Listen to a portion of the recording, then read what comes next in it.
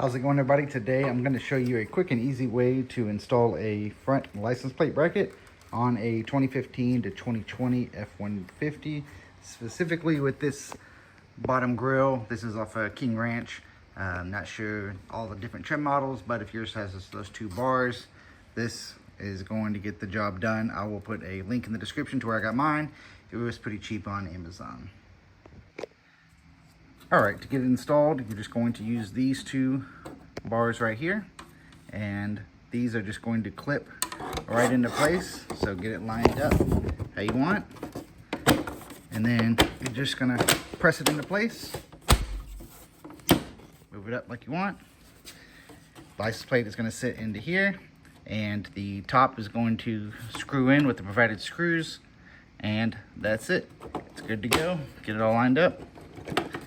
And that's it.